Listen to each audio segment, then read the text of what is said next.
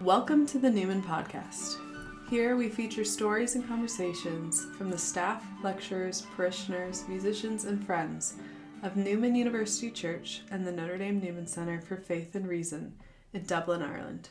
I'm your host, Katherine Dunn, Director of IT and Communications here at Newman. Today, my guest is Aoife Marie Buckley, an art and architectural historian who is finishing up her doctorate at Trinity College, Dublin. She is researching the architectural history of the various wings of the National Gallery since its foundation. Her current research involves delivering specialized tours and lectures on their architecture and curating small exhibitions from their archives. Welcome, Aoife Marie. Thanks, Katherine. It is so great to finally have you.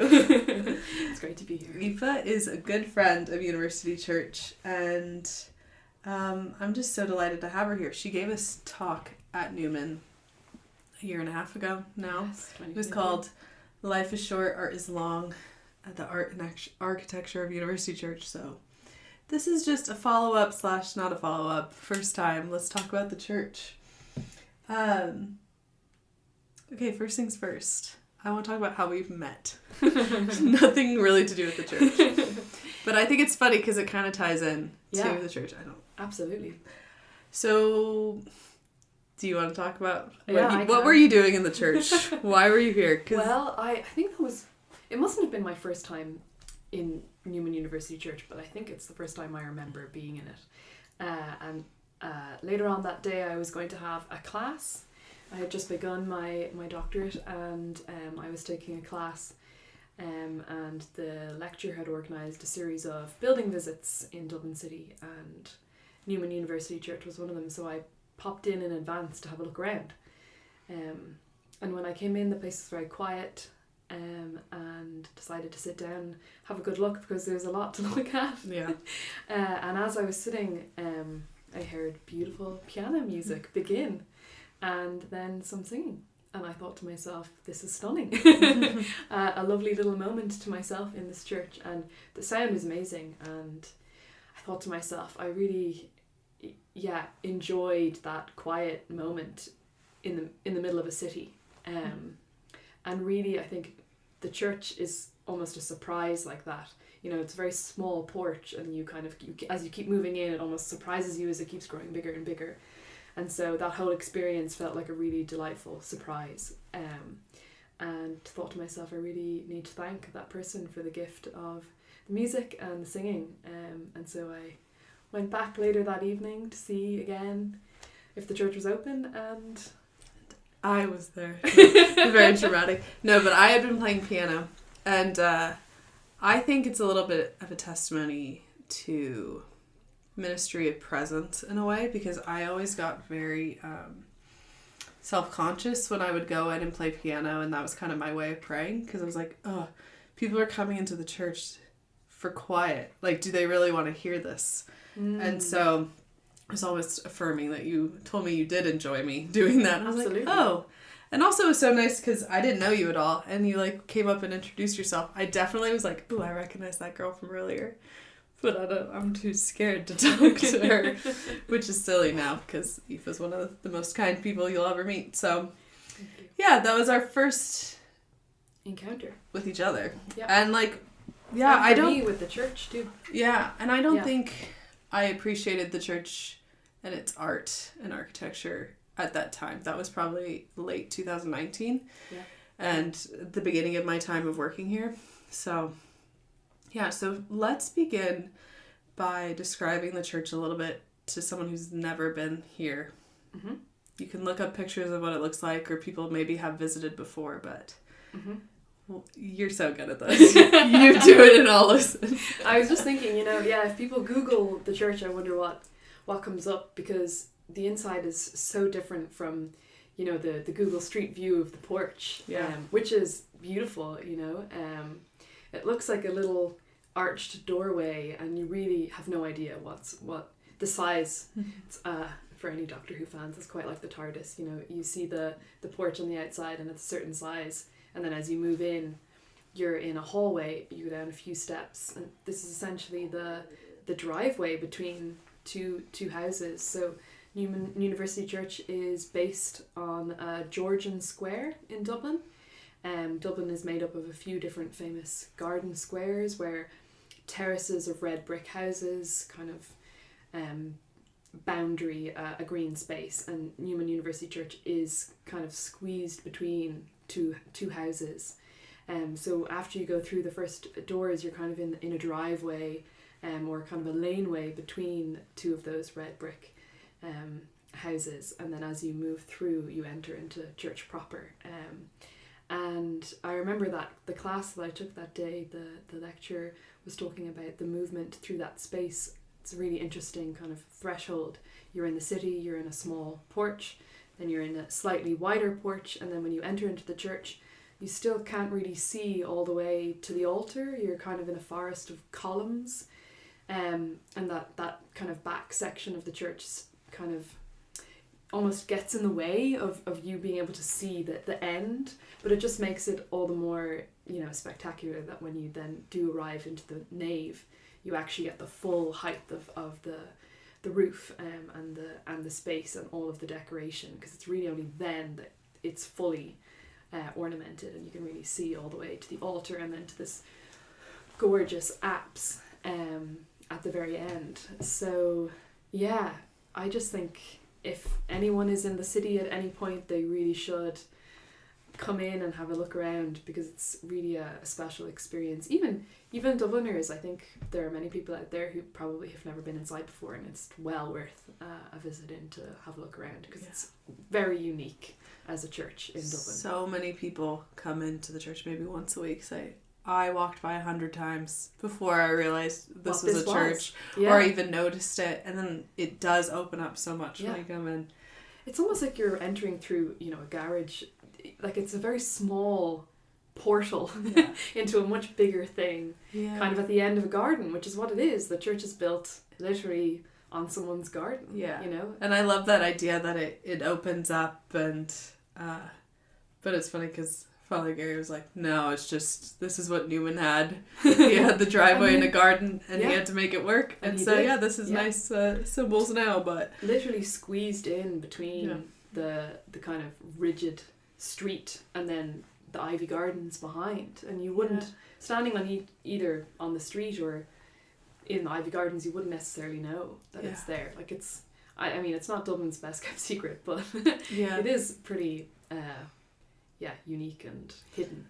We had someone who came to our secretary the other week and said, I've come to Taizé the last 2 Tuesdays and no one's been here.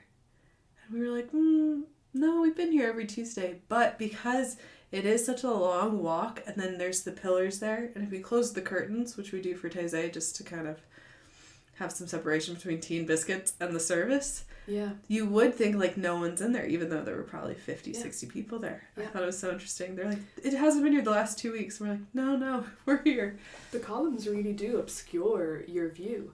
And I think, I mean, I haven't been able to find any evidence of either the designer, and I know we'll get into that later, or Newman himself talking about that, but I like to think that it's part of, or at least I know that the pair of them thought long and hard about the space and what it felt like to be in the space, and what not even just the feeling of the space, but the ornamentation of the space and the images in the space, everything was thought of.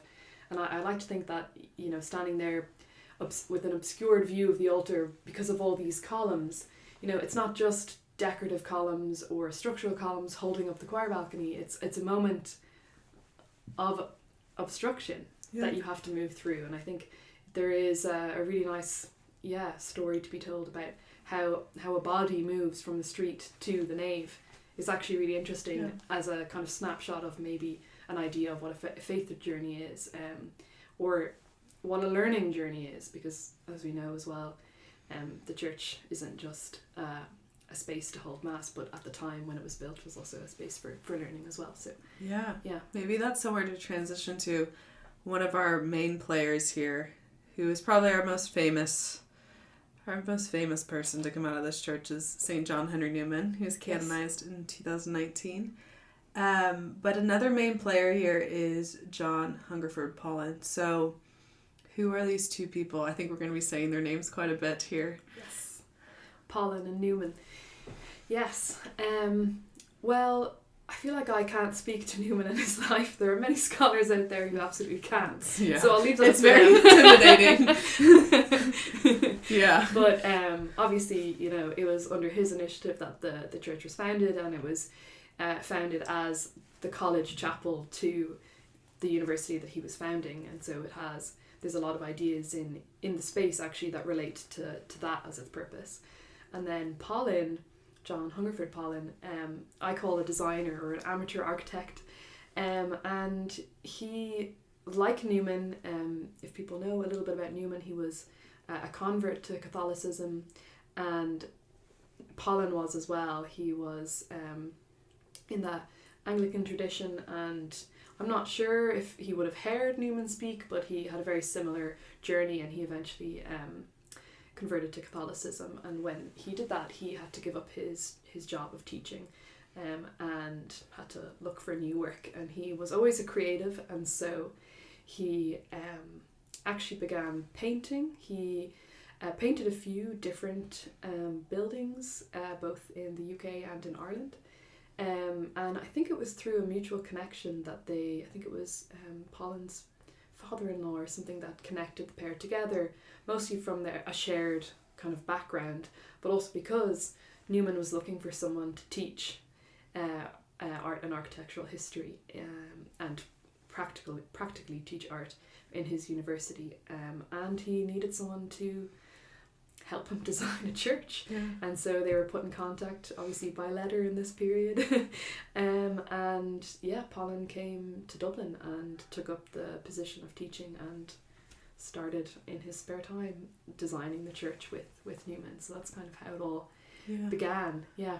And the church, oh man, I hesitant to say anything about Newman stuff because I am not a scholar. I simply work here and I've heard a lot of things and have absorbed a lot of things.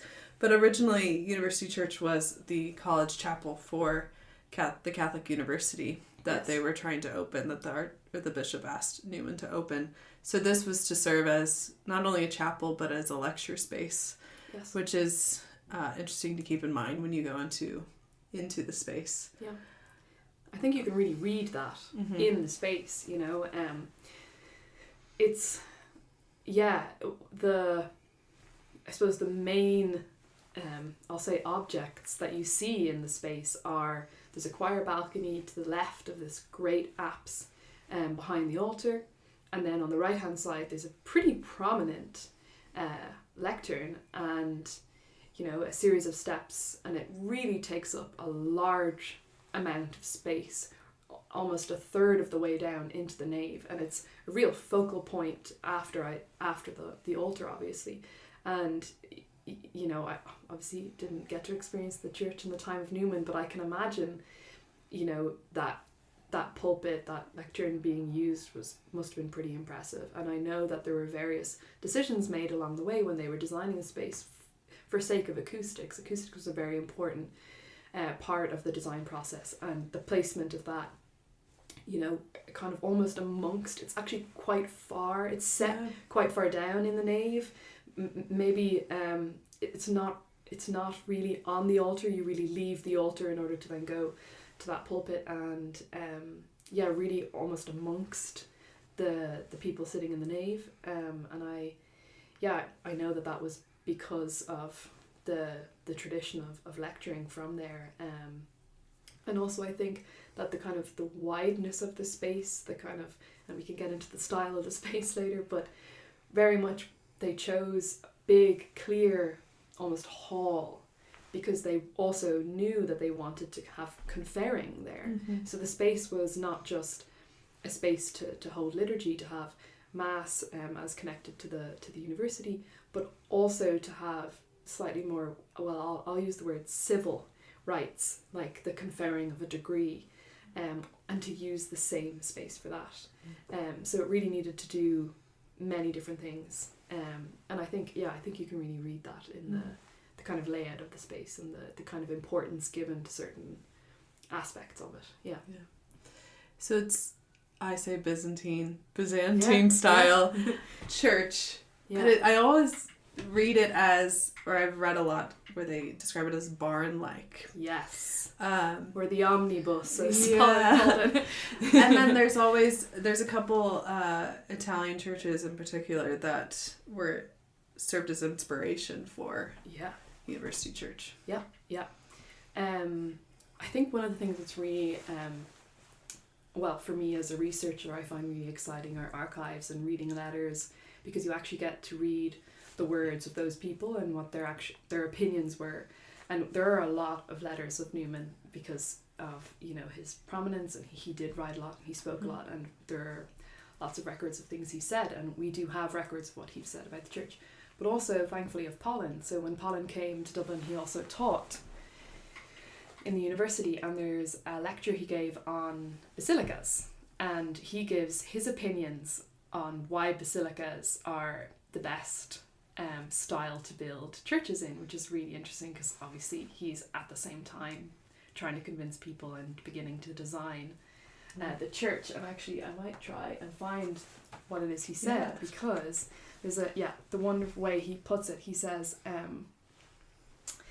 the material of these buildings, and when he says that he means basilicas, was in general brick, and for a kind of masonry they only valued for its superior cheapness and utility. None ever was more accidentally sublime. And I just really love that idea of like the accidental sublime, because I think both Newman and Pollen favoured this style of architecture over the kind of trends of the time, or Gothic. Most other churches in Ireland built at this time in the 1850s are Gothic or like neo-Romanesque, but they saw the basilica as a place that is a barn, like you say. It's a big hall, it's an open space. It can be used for not just the kind of not just liturgy, but also for what we've already spoken a little bit about, but that kind of more civic aspect to it. And that's where the basilica form is born in Rome. The basilica form is born from early Christians being given or kind of taking over basilicas or Roman halls that already exist, and they then adapt those buildings for their purposes. So the original basilica form always had a long rectangular hall, and at the end there was always a niche or an apse, and inside that, in the Roman period, you would put a god, or you would put the emperor, so like a prominent statue or effigy of either, if it's a temple, a god, or if it's a civic hall, then the emperor. And early Christians then used this form because the buildings were available to them, and then they adapt them for their own use. So obviously the apse now would have an altar, and it will be decorated with various other images relating to the Christian faith, and then but similar form, and it's a space to be used.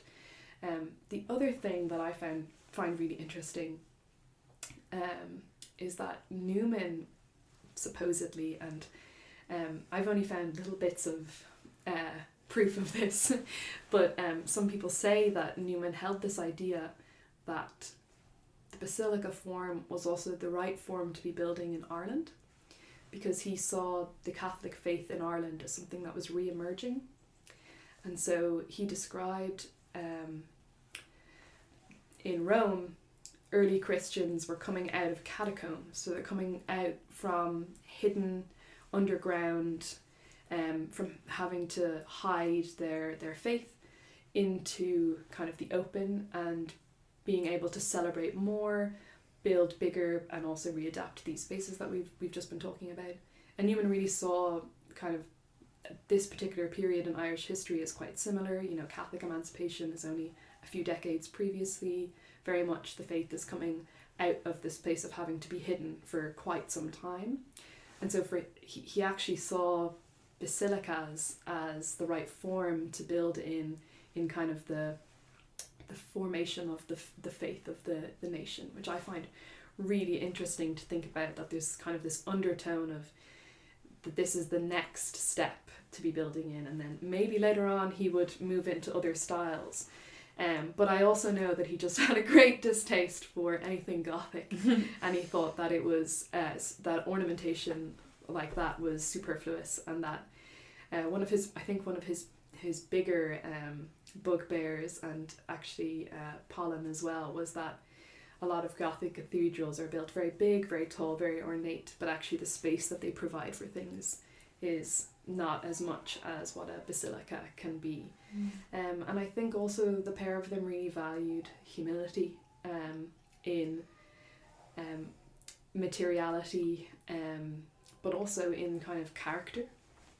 And the pair of them also have very specific ideas around what good Christian art is, which is an interesting topic. You know, is there good, is there bad, and then is there Christian, is there not art? But they had very specific ideas of what they wanted to represent, what they were trying to found. And so maybe we can talk about that later. Yeah. But yeah. I love thinking about how, yes, this church is so different than any other church in Dublin, and maybe even all of Ireland. Like, you walk in and it's so warm, and I think some of that contributes because of the basilica style, and some of it is because of the marble that lines the wall, and the colors just make it feel warmer even when our heating's not on it somehow. Yeah.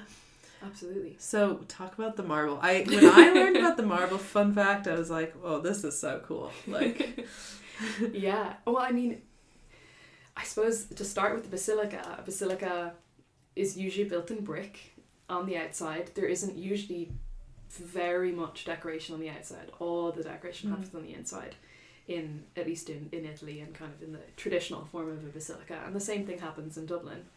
It's brick outside. Not that we really actually get to see the outside of the church.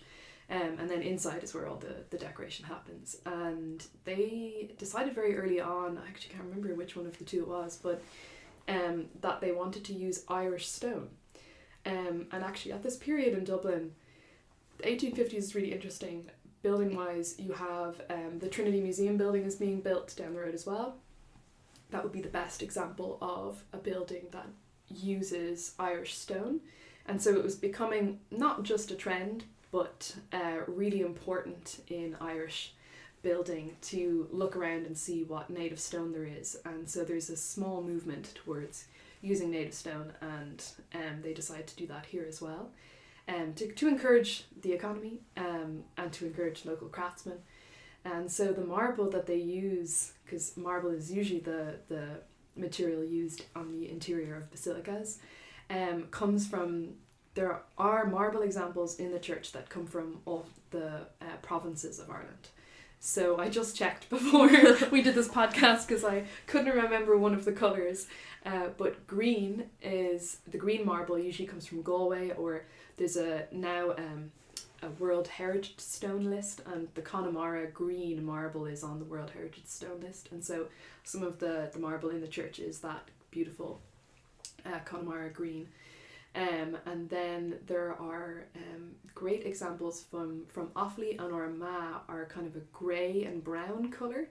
And again, just really interesting, different deposits of marble in the country are different colours. And then the black marble that is in the church is from Kilkenny. And we're missing one. The red. Yes, the red is from Cork. So yeah, and loads of really lovely cuts. And so this marble is applied to the wall. So we've got a really beautiful pattern of rectangular panels that go down the sides of the naves. And really interestingly as well, all along the sides of the nave, there are these flat arches in the wall. So they didn't have enough space to create a set of arcades or kind of side altars down the basilica, down the nave. And so instead they decide to, on the wall, kind of create these kind of pseudo arches all the way down. So when you sit and look, it looks like a series of arches, but they're in the walls rather than kind of 3D and set out from the walls, because they probably didn't have enough money as well, but they definitely didn't have enough space. So, but it makes this really lovely effect, and it's still kind of tying back to that traditional basilica form. Yeah. Oh, as you're sitting here, I'm thinking of those arches, but I'm also thinking the lunettes, the saints in them, and then I go to like the apse, and there's so many details of this church, and we could talk about it all day long. Yep. But can we talk about the apse next? Yes. The above the altar, Mary, Our Lady Seat of Wisdom, is in the middle. Yep. I think, other than questions about the murals, which we'll talk about, the paintings, I probably get questions about that apse the most, and Mary in the middle, and what's the deal with it? What is that? Is that painted? When was the blah blah blah questions? So can we talk about Our Lady Seat of Wisdom? Absolutely. I think it's stunning. Yeah. And I know, there's a famous quote of Newman on his first mass that gets quoted a lot, that he thinks it's one of the most beautiful churches in all of Ireland, and that apse is lovely. It's essentially a timber construction, almost you can think of it like a half dome, and Newman, I'm not sure how involved he was in choosing what was on it, but Pollen painted the dome himself. So before Pollen came and taught, he painted in various buildings. So in Ireland, if you've been to Kilkenny Castle, there's a beautiful picture gallery in Kilkenny Castle, and he's responsible for painting all of it's an open ceiling, so there's timber rafters all the way down, and he painted various Celtic patterns and different things on that. He also painted Merton, I think, College Chapel in the UK, and he also painted walls of the Oxford Debating Chamber, which is now infamous because a group of pre-Raphaelite artists painted that space, and Pollen was one of them, which is mad to think about now. And unfortunately they painted on wet plaster, and it was too wet, and unfortunately now we can't really see any of the paintings that were painted there.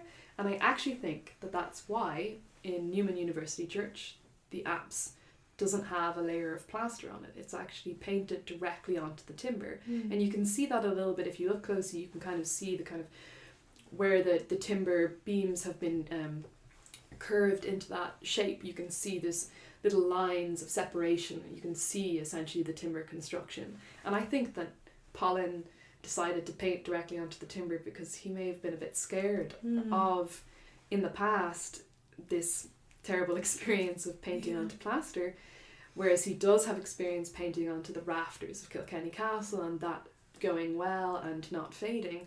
So I think he's kind of learning as he goes, and he decides to keep the apse timber, and so he paints directly onto the timber in the apse, and he paints using gold as a background, and then there's a really beautiful, like you said, Mary seated, Our Lady's Seat of Wisdom. So she's seated, and she's got lilies on either side of her, and then kind of coming out from Mary we've got all of these vines, and inside the vines we've got these beautiful kind of roundels, and in those essentially like chains or vines of saints all the way around, and like you said, there are a lot of influences from Rome, from Italy, on the church. The biggest one would be San Clemente in Rome, has quite a similar structure, lots of kind of vines and branches with kind of round shapes in it that feature various things. Other places like Santa Pollinaire has a circle in the middle, but I'm trying to think now if I've seen one with Mary. I think that's the more unusual thing about Dublin. Most of the time what we'll find in the centre of an apse will be Christ seated, or sometimes you have an empty seat, so Christ risen, or you have an important, or you've got God the Father and other images, but it's quite rare that you have Mary seated on her own in the apse. And so I think that's one of the really unique things. So I can point to lots of various examples that definitely were an influence on Pollen when he's painting it, but there isn't one that really he's copied it directly from, thankfully. So yeah, it's quite original in that way. Yeah. Was he inspired by the altarpiece at Ghent? Was that that part? Very good. Yeah. Thank you. I'm a very good student. We've only been talking about this for years, But when you were kind of doing research into this, I don't know if we found a book or something. You were looking into something. You saw painting. Yeah, and you were texting me about this, or I had looked it up, and I was like, oh, what does this altarpiece at Ghent look like? And I looked it up, and I was like, I've seen this. Why have I seen this? Yeah. And it's because we have it framed in our office here, because it had been in the church, in the sacristy, and in our office. So someone knew that connection, obviously, and it's been in our sacristy since, and now it's in our office, and we look at it. Very much the kind of composition of Mary's body seated comes from there, and I think some of the imagery as well. And then some of the saints, the bottom of the, and for anyone listening, the Ghent altarpiece is in Ghent in Belgium, and it's a polyptych. It's like a triptych, but there's more than 3 pieces. Lots and lots of panels that you can see open or closed, that have various stories on them. But particularly there is 2 panels, one of Mary and one of Jesus, and there are some kind of stylistic choices that have come from there into the apse, and as well the saints, the kind of holy people in the apse, they're all carrying gold palms which represent martyrdom, and none of them necessarily are characters that you recognize. There isn't really any other symbols that kind of let you know anything more than kind of just a group of holy men and women. But that's definitely a connection, and it's really that period of art that Pollen is most interested in, and as well Newman. And we have records that Pollen had gone to see the Ghent altarpiece multiple times and had sketched it actually as well. So it was very much, I'm sure all of these places were in his mind. We also know that he travelled to Rome and he visited various basilicas, and obviously Newman was a great traveller as well. Going to places like Sicily too, I definitely see some kind of Sicilian influences in the Byzantine aspects of Newman University Church as well. So there are definitely 2 people who are really looking at these examples and looking at these places, and it makes sense. Pollen is teaching; he needs to be able to teach these things too. So definitely, have a lot of, I suppose, places that they like to pull from and to kind of include and incorporate into the space here. Yeah, so they weren't just like taking pictures and looking at them again on their phone. Yeah, because they can't. That's, I know that, and I know people listening know that, but it's still crazy to me. And that's why art education is so interesting, because it takes someone to have gone and looked and really understood for themselves, to then pass on this knowledge. And like you're saying, there wouldn't be that much available in terms of imagery. You would have to look for books with prints in them to see those examples. So really the pair of them would have had to see these places themselves to know. I want to move on to our most controversial part of the church, which is the paintings, the murals, whatever you want to call them. I think I have worked here long enough that I kind of block them out. What they are now, I block them out a little bit, because the color difference between these paintings and the rest of the church is so stark. I think I've only ever met one person who liked them. Everyone else usually asks, what's up with that? Why does it look like that? Interesting. So what's up with that? I have a question for you. Go. Because I realise that you get to speak to a lot of people actually, and their experience and their response to the church, and I suppose I wonder, with what you've just said, do you think people see those paintings and think they're out of place? Yes. Oh yeah. I would say majority yes. Okay. Yeah. And I think when I first walked in, you can tell this isn't what originally was here. So is this just a replication of what was here, or was it just done badly? Like, we've all read news stories of art that was badly remade or retouched or whatever. So unfortunately. And just people like, well, why can't we just put the old ones back up, even if they're dark and old? Questions like that. Yeah, absolutely. I think that, well, just for our listeners, I suppose, so Newman University Church has this beautiful gold apse that we've been talking about at the very end, behind the altar.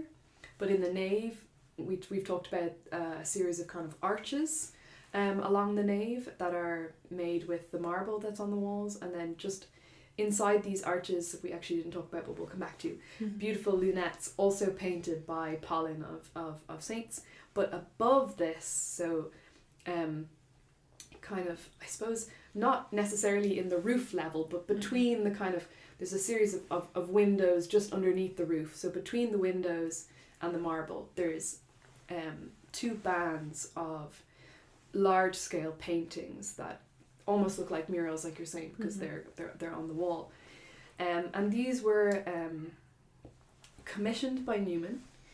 There are letters from Pollen, very worried that they will match the church. Pollen has really designed the colour scheme down to these beautiful greens and browns and reds. He's really thought about everything. He's designed his own paintings that he's putting into the space to tie in with those colours, and he's really, really worried that this set of pictures that Newman wants will match. And I think the reason why they're there is because this series of murals depict what we call the Raphael cartoons. So Raphael was a early and mid-Renaissance artist, and this series of Raphael cartoons is a series of drawings and images that were made to turn into tapestries for the Sistine Chapel in the Vatican. Large scale versions of these you can see in the V&A museum if you want to, and I think there's 7 that survive that are Raphael's, and they would have been well known at that time amongst art artists, I suppose. And so in University Church, Newman commissions, which I think is quite unusual actually. I don't know anywhere else in the world that has a full set of Raphael cartoons made. So he commissions a set of those images, and they're all images of the lives of Peter and Paul and of Christ. And so they're very specific stories from the Bible, and I think Newman was really using that as a tool for teaching. And then interspersed amongst those, we've got individual panels of all of the 12 apostles. And those particular ones are actually taken from a different church. And I know it's near a church in Rome, and I've momentarily forgotten the name, but it'll come back to me. But it's the Raphael cartoons, but interspersed with a series of singular panels of each of the 12 apostles as well. So again, that's unusual. You don't see that anywhere else either. And today, the set we have there were commissioned, I think in 2006. They went up in 2006. Yes. Yeah, so and they were made by a Turkish-American painter called Ghent Altar. And the paintings that are in the church today are quite bright, and they are still very good replicas of the Raphael cartoons. In fact, if you look up the Raphael cartoons, you can see a beautiful set of them on the V&A website, and they are very exact representations of them, very similar style of painting, very bright colours. The colours that are used in the Newman University Church paintings made by Ghent Altar have quite bright hues. I would say they're very modern colours. They're modern paint colours, lots of cyan, lots of bright magentas, colours I think that wouldn't necessarily be readily available at the time when Newman and Pollen were around. But I think the other thing that's quite different about this new set is that while I think they are modern versions of the Raphael cartoons, I think there was something missing in the chain of translation. So I think the pieces that are there are great examples of what can be done when you take a Raphael picture and make it modern. I think the artistry there is really very, very good. However, I think that the set of paintings that they replaced were actually quite different from what the Raphael cartoons were.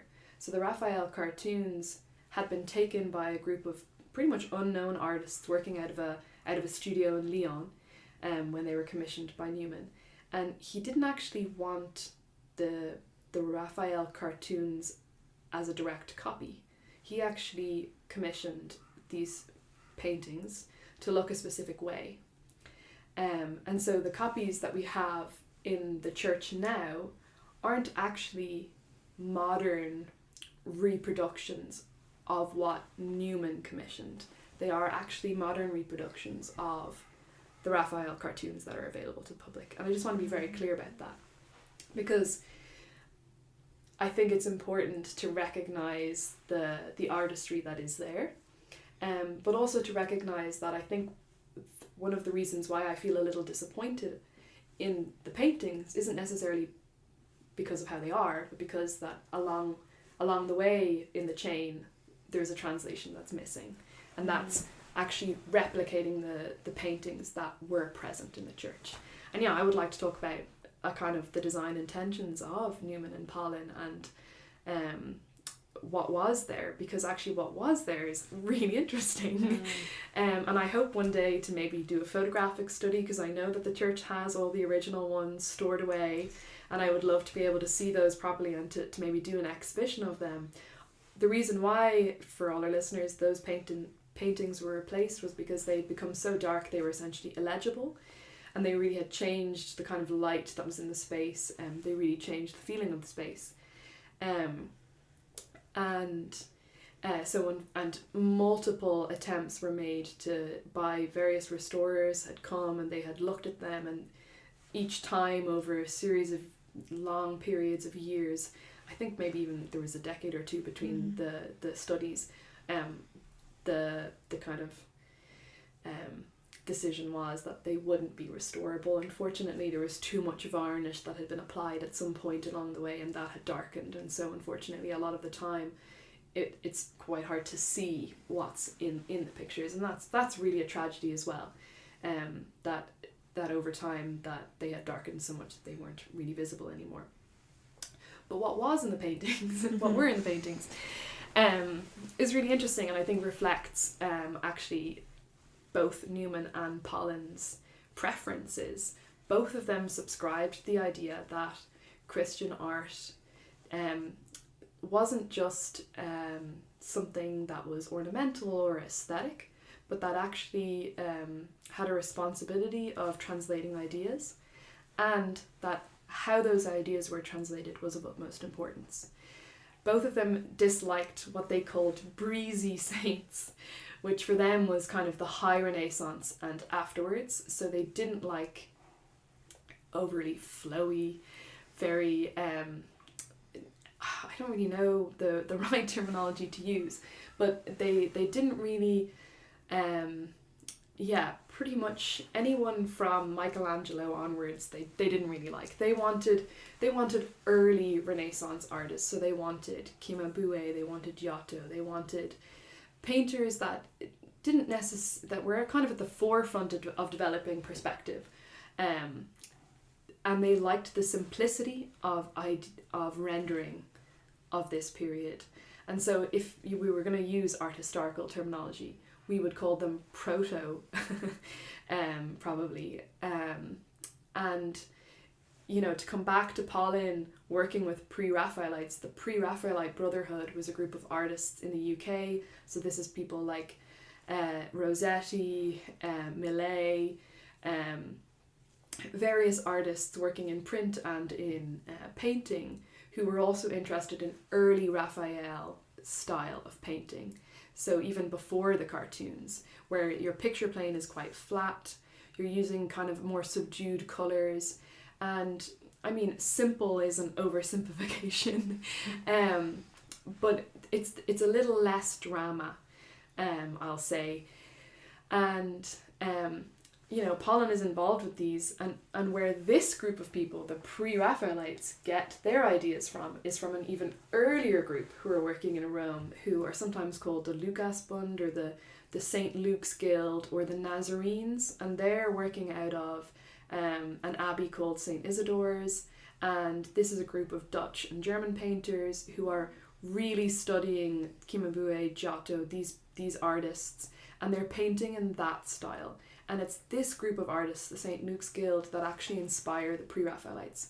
So Newman and Pollen are in this kind of trend of decorating, and they are actually trying to go back even to this other group, and they're trying to essentially get proto-Pre-Raphaelite images. And I don't think there's really anywhere else that has a set of paintings like this to this scale. You would need to go to I think Munich probably has some of the St. Luke's Guild examples, mostly kind of German. It's very unusual, and the reason why Pollen and Newman want this style of art is because they see the St. Luke's Guild, the Nazarenes, as really taking on and studying this group of early Renaissance artists and taking on their kind of practice of transmitting and kind of translating ideas and rendering them in the way that they want. It's a little less dramatized. It's more attention to kind of the people in it maybe, but they're very keen to make sure that their art not just translates to the viewer well the story that they're looking at, but translates it to the viewer in a specific way. Does that make sense? Yeah. Yeah. So they're really going very far actually to include a certain style of art in this space. And I think there's a letter somewhere where Pollen sends one to Newman, who I think is in Rome trying to commission these paintings. And he's like, you really have to make sure that the colours align, because I will not put up paintings that don't line up with the marble we've put in here, and with he's really thinking about the whole scheme needing to be harmonious. And I think that might be why some people come into the space today and feel maybe a little bit shocked by the colour, because it is quite strong. And so I think there's unfortunately something lost there in the history of what their intention was, and isn't necessarily what these new modern versions kind of show. Yeah. So you're saying Pollen's rolling over in his grave? Probably. Is that what you're saying? Probably, unfortunately. Yeah. All the original paintings are upstairs, I can confirm. In the gallery, I've looked at them. Well, looked at the stack of them. I haven't looked at them. And the breaking news of it is recently we had a new restorer come in and look at them and see, like, maybe the old ones can be redeemed. I don't know what the conclusion was on that. We were talking about this before the podcast, and I don't want to say something that's not true, but people are looking into it still. It's gonna, if it is a possibility, it's gonna be an expensive venture, and it's gonna take probably 10 years or so, 5 to 10 years. So but it's we're still chugging along. Yeah, and you know, we're I said it before, we're in 2024 now, and 2006 is essentially the history of the building too. And so what place does the new paintings have? But I think, you know, in that history. But I think one thing would be important to me is to capture that set of paintings that the church still holds before they discolour further, or before they become even more, if they are, you know, how they're stored. Sometimes paintings can be damaged further. Just to capture this particular period actually because it's a very unusual style of painting, and I don't think there's really any examples of it anywhere else. And also just to say, you know, those paintings were painted, and they ended up being made by a kind of a studio of painters in Lyon, and sent by post, rolled up canvases, and then, you know, like when you buy your IKEA furniture, and then you know, put it up in the space, and so just that alone is very interesting as well. You know, I would love to do some more, make them more visible, I suppose. Obviously they can't really, they were taken down for a reason. They can't necessarily replace what we have there, but I also think it's important to recognise that what we have there isn't necessarily what was intended, and it's okay to feel a little bit grieved by that, actually. But I've just found, rooting through my many pages of notes, this amazing letter from Pollen to, he always calls him my dear father, to Newman, and he has in his letter here, he says, "The fact is we have deep colours in the marble, and they would be killed entirely by such brilliant super tinctures. The gigantic apostles too I should gladly dispense of, and bring down to about half size, blah blah blah blah." He's very, very keen to make sure that they're wholly free from Cinquecentoism, which is essentially the 15th century of art. So he knows very specifically what he doesn't want, and he knows very specifically what will happen if bright colours are put next to his really lovely colour scheme of marbles, and his own colour scheme in the lunettes as well. And rightly so, there needs to be someone who's really thinking about these things. But yeah, I think you're right. I was saying earlier, I don't know what Pollen would think actually of the current kind of scheme of colour in the church. I think probably wouldn't be his preference. Yeah. We could talk about this all day long because there are so many things we haven't touched on, but I think we have to come to some conclusion here. And so my final question is, what's your favorite detail of the church, or your favorite thing you've discovered in your many hours of research, if you had to choose one? Oh, that's so tough, Katherine. It is cruel. Because I sit in there during daily mass, I'm like, ooh, I've never seen that before. I've been in here hundreds of hours, and there's just new things all the time.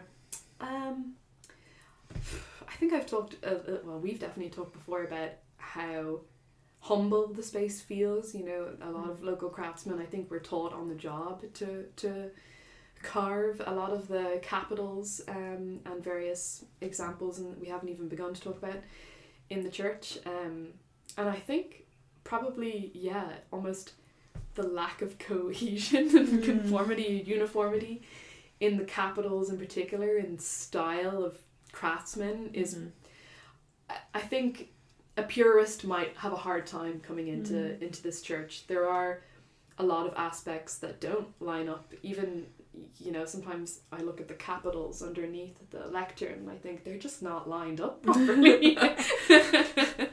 But I've grown to really enjoy that part of the church and enjoy that humility, and that individuality almost of the craftsman is actually quite obvious, and it's because they were learning on the job. And you can look at every capital in that church and it is slightly different, and I think there's actually something very profound there as well.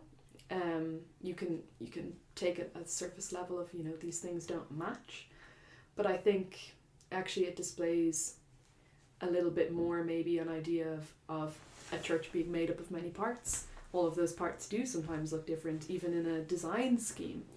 But I really like all the capitals in the space. And sometimes they clearly even make decisions along the way. Like there's a particular capital just before the nave, so kind of in the forest of columns at the back of the church, that has these little kind of indentations along the kind of square top part of the capital, the capital being the top part of a column, and that those little indentations aren't on any of the other ones. So it's almost like someone sat down and did that, and then someone else may have said that takes too long, we can't do that, and so none of the rest of them have this little detail, which just kind of shows that kind of on the go unfolding kind of learning as they were making, and I really like that part.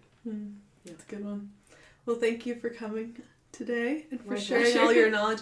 You're so good and so generous with your time, but you're so good at just explaining things in a way that I know you have all the knowledge in your head, but you simplify it so it's easy to understand and can just digest, and it's a real joy to have you around here and to be one of our Newman experts. No, not really. University Church experts for sure. Thank you. I won't put Newman on you. There's far better scholars as far as Newman. Thank you. This podcast was produced and recorded by the Notre Dame Newman Center for Faith and Reason. Founded in 2017 by the University of Notre Dame at the invitation of the Archbishop of Dublin, the Centre fosters the lively interplay of faith and intellectual inquiry to inform and deepen our understanding of God and the modern world. Inspired by St. John Henry Newman, the Centre seeks to make God known, loved, and served through concerts, lectures, masses, and prayers designed especially for the young urban adult who live and work in Dublin city centre. Our efforts of evangelization are aided by a robust social media presence and by coordination with other Catholic and ecumenical groups. The Centre is situated at Newman University Church, Our Lady Seat of Wisdom, a small but thriving parish community in St. Stephen's Green. Visit newman.nd.edu or follow any of our socials at ND Newman Center for more information.